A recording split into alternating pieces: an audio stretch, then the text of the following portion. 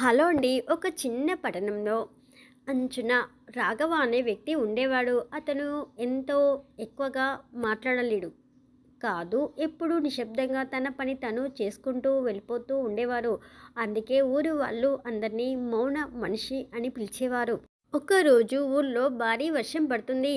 రాత్రి అయ్యేసరికి కరెంటు పోయి చీకట్లో భయపడుతూ ప్రజలు తమ ఇంట్లో ఉండిపోయారు. ఆ సమయంలో ఊరి చివర ఉండే లక్ష్మమ్మ ఇంట్లో నుంచి ఒక చిన్న పిల్లవాడు ఏడుపు వినిపించింది. అప్పుడు ఎవరూ బయటికి రావడానికి ధైర్యం చేయలేదు. అప్పుడే నిశ్శబ్దంగా ఉండే రాఘవ తన చేతుల్లో చిన్న టార్చ్ తీసుకొని వర్షంలోకి దిగాడు. నీళ్ళల్లో జారిపడుతూ చీకట్లో దారి వెతుక్కుంటూ లక్ష్మమ్మ ఇంటికి వెళ్ళారు. లోపలికి వెళ్ళి చూసేసరికి ఆ పిల్లవాడికి జ్వరం ఎక్కువగా ఉంది.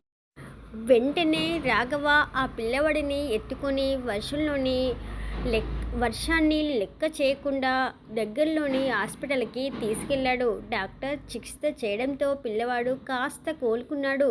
మరుసటి రోజు ఉదయం ఊరి వాళ్ళందరి ఈ విషయం తెలిసింది. అందరూ ఆశ్చర్యపోయారు. ఎప్పుడూ మాట్లాడని రాఘవ ఇంత పెద్ద పని చేశాడని ఎవరూ ఊహించలేదు.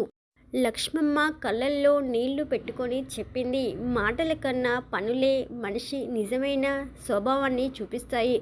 ఆ రోజు నుంచి ఊరు వాళ్ళు రాఘవను మౌన మనిషి అని కాదు, వెలుగు నించిన నీడ అని పిలవడం మొదలుపెట్టారు.